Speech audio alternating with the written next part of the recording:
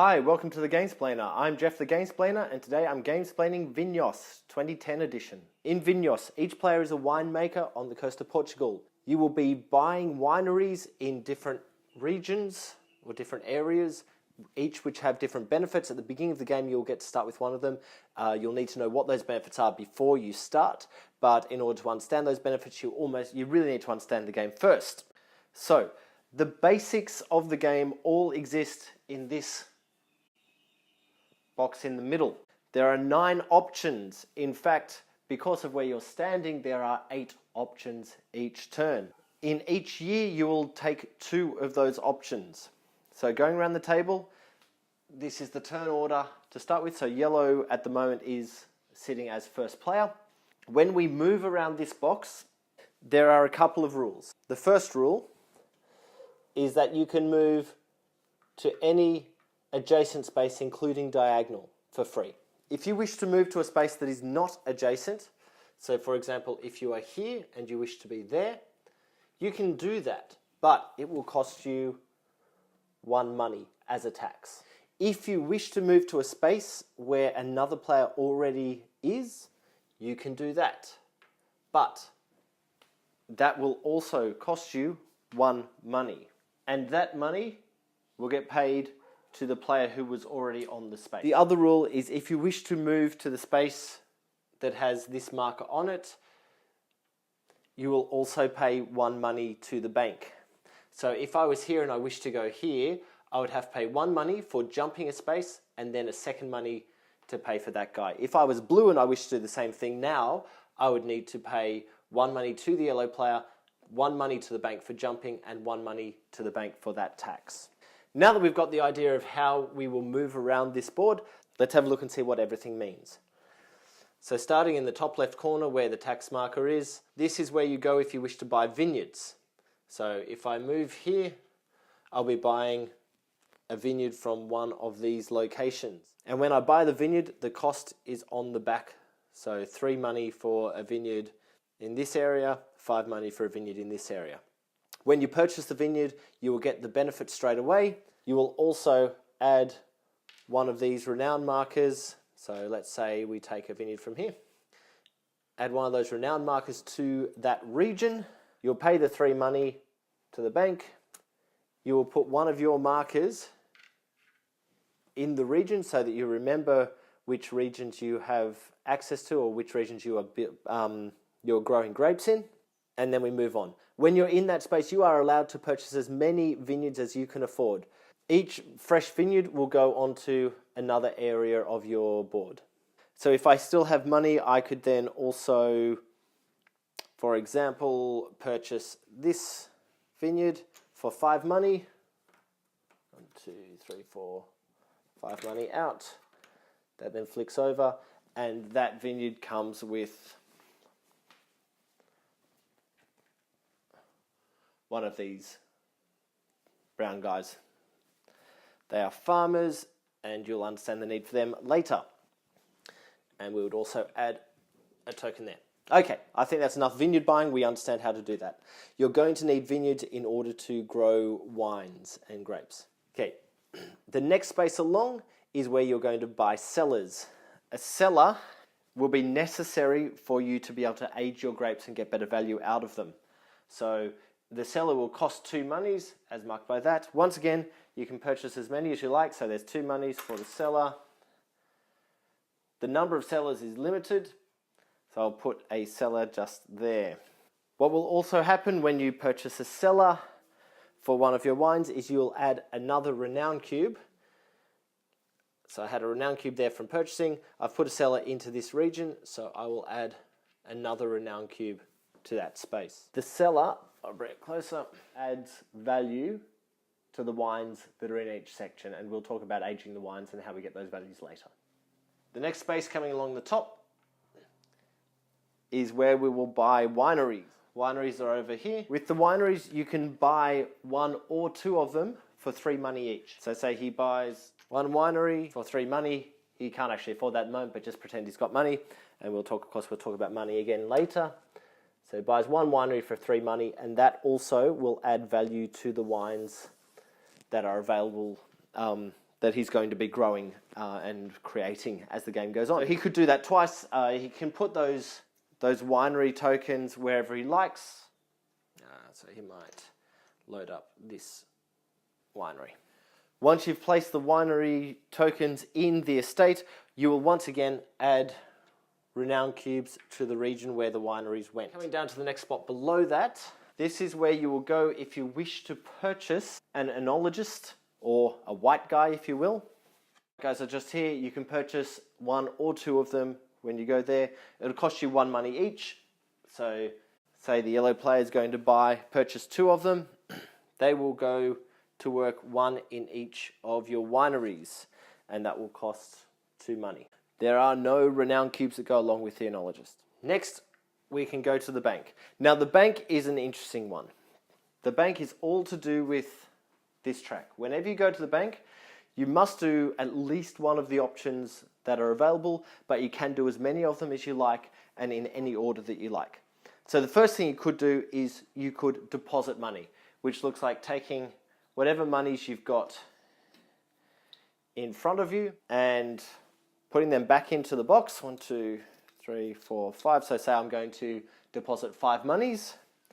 That goes back into the box, and I would advance my token by 5 monies within the bank.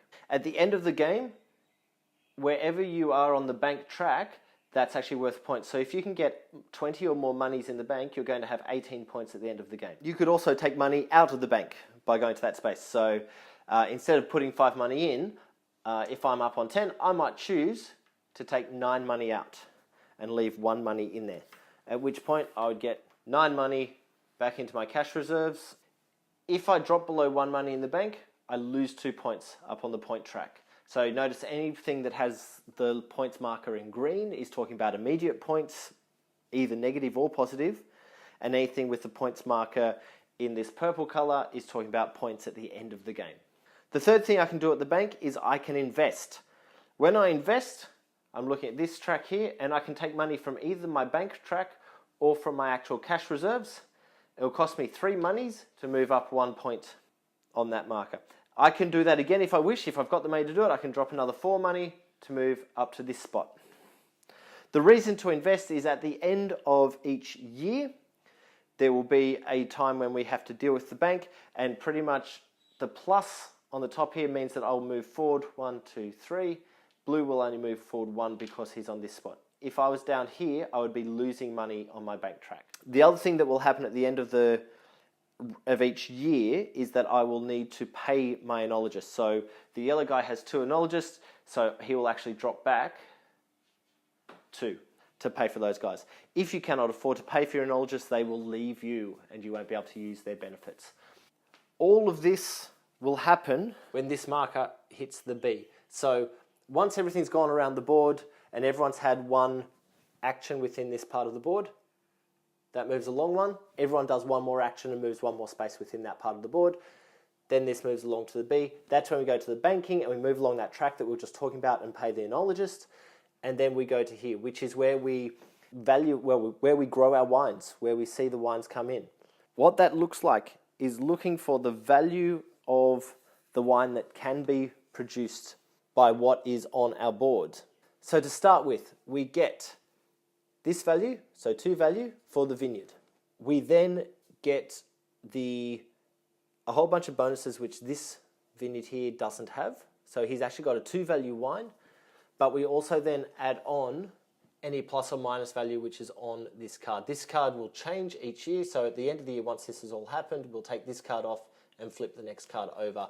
And that is talking about the weather that exists in the entire region or the entire coast. So either it's a good year for everyone or it's a bad year for everyone. So at the moment, this particular vineyard here has produced a red wine of value 2. If we come over to this winery, or this vineyard should I say, we get 2 for the vineyard. Then we get another 1 for each of these wineries that's on the vineyard, so we're up to a 4.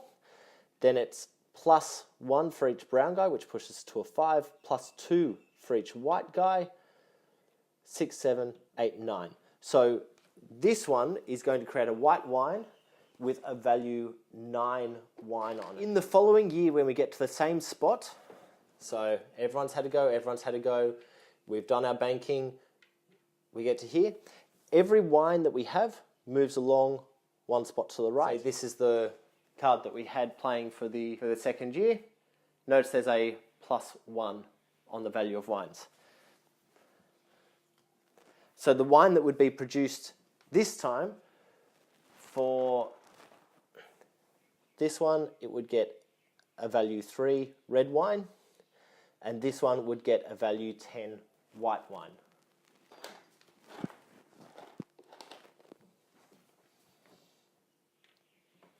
Now that we've got some wines of value,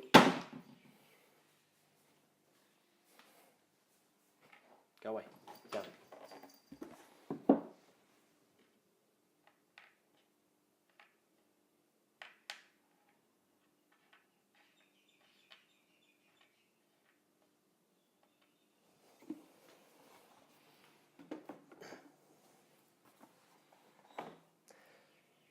Now that we have some wines of value on our board, we can look at the next few actions.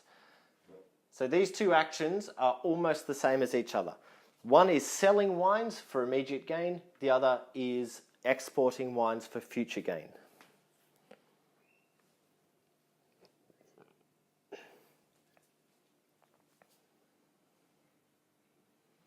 So let's deal with the selling of the wines first. Selling the wines is talking about this square just here. So the yellow player has a value 2 and a value 3 wine, a value in the red, and a value 9 and a value 10, which actually turns into, because they've got a +1 in the cellar, value 10 and value 11. If this guy was up here, he would have a value 14 wine. So this player can choose to sell a value 3 red wine, which will fulfill that spot there. And what that looks like is he puts that marker up the top and then advances his bank. Notice it goes straight to the bank. It's not coming in cash. 3 money.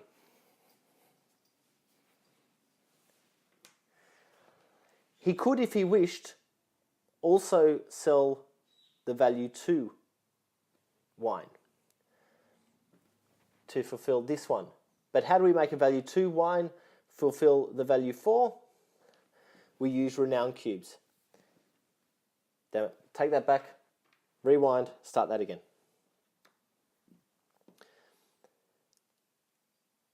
So, knowing that he's going to... So to sell, he has a value 3 and a value 2. So knowing that this value 2 is going to disappear, so at the end of this year, when everything gets moved forward again, that's what happens. This wine is wasted and goes into the bin. So, knowing that's going to happen, he really needs to get this value 2 wine out of his winery so that things can keep aging and keep getting value. But he's only got a value 2.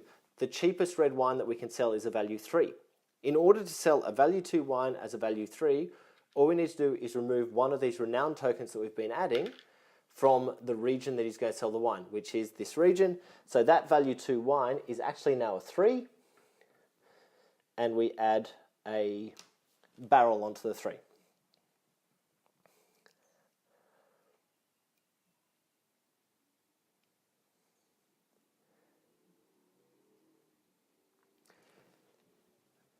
Now, what I'm seeing you think is we're going to run out of barrels at some point, and that is correct. But if you've managed to sell a whole bunch to these different areas, notice there's 3 different areas that we're selling to, at the cleanup,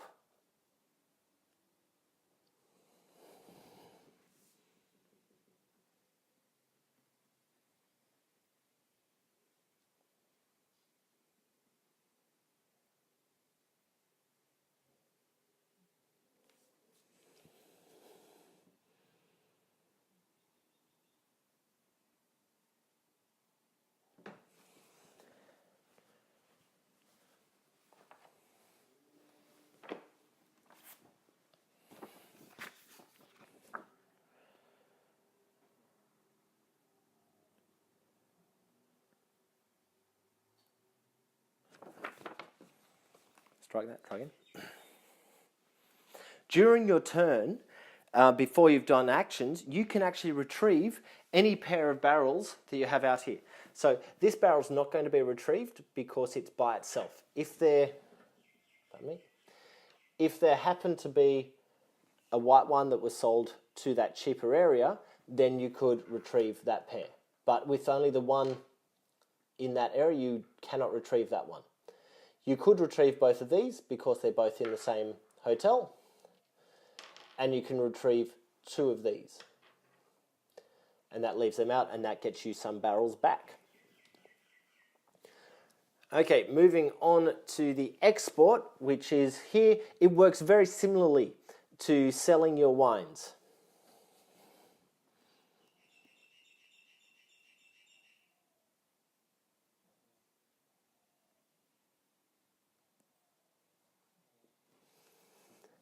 However, instead of earning money for the value of the wines that you're selling,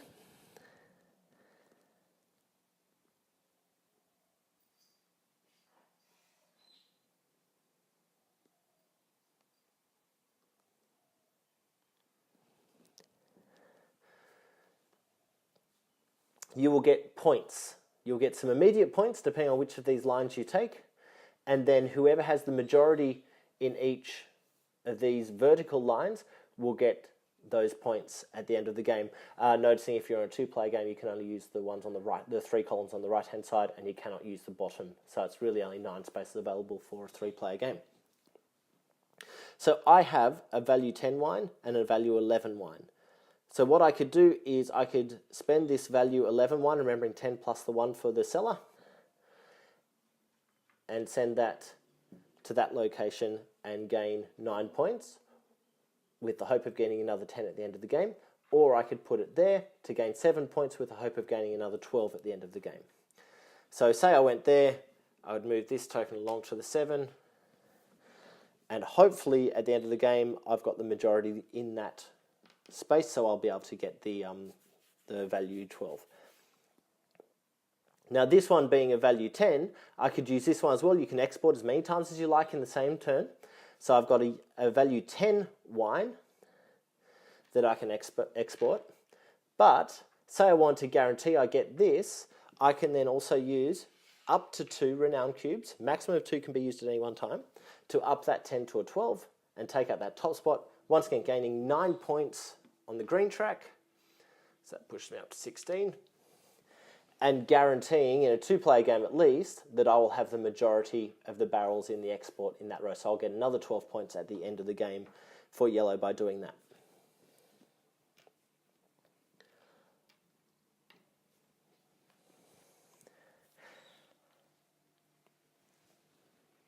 Okay, I'm going to just throw that value 10 back on just for the moment. There's 2 more actions we need to deal with.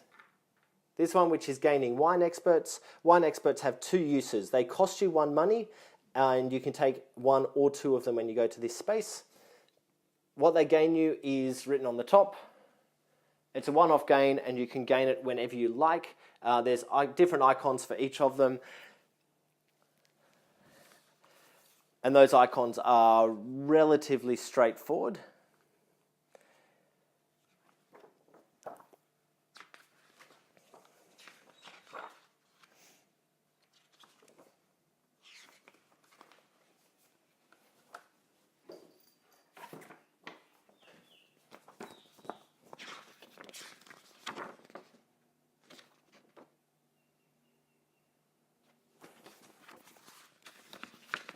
So if you use them for the icon, this one means you'll gain 2 money into your cash reserves.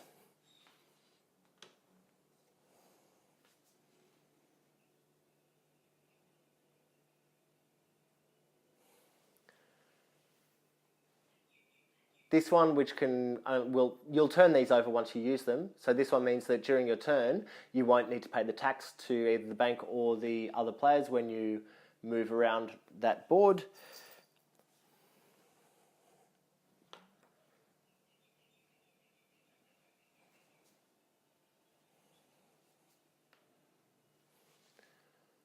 This one allows you to add 1 renown cube to any region that you like.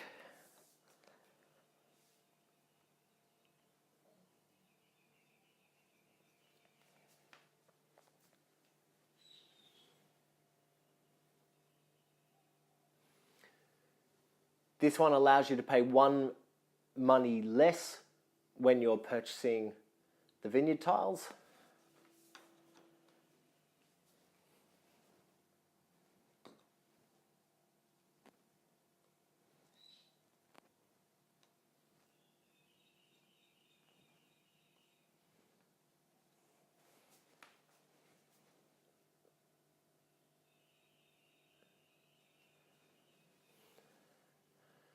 This one allows you to retrieve 1 barrel from anywhere. So if you want to take this barrel back, even though you didn't have a pay, you could grab it, or you could take one out of the export, from anywhere.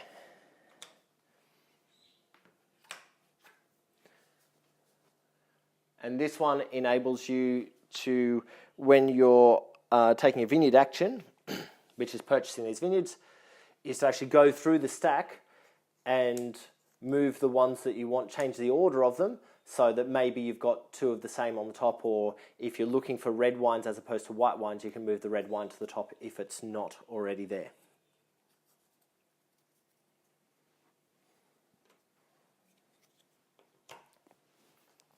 And finally, we have the center square.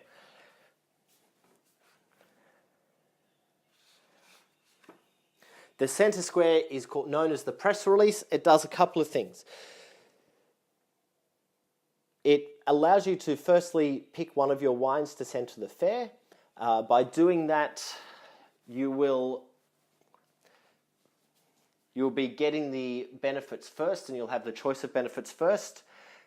And that will also change the player order for future turns. Don't despair if you haven't been to that center square by the time we get to a fair, which happens when the marker gets to there, to there, and there, which is 3rd, 4th, 5th, and 6th turn. There are only 6 turns in the entire game, or 6 years, should I say. So that allows you to go and do the fair stuff first.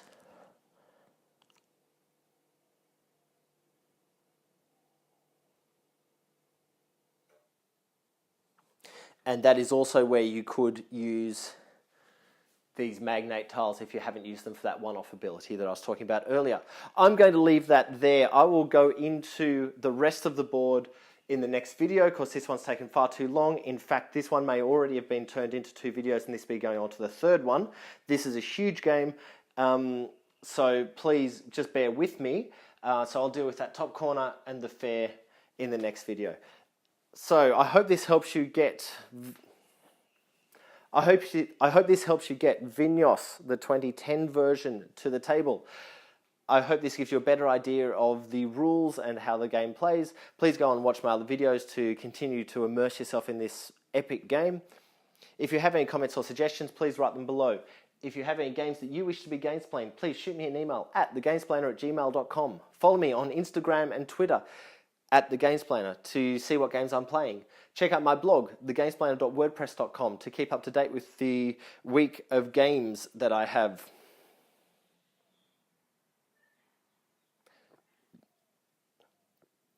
To keep up to date with my adventures in gaming.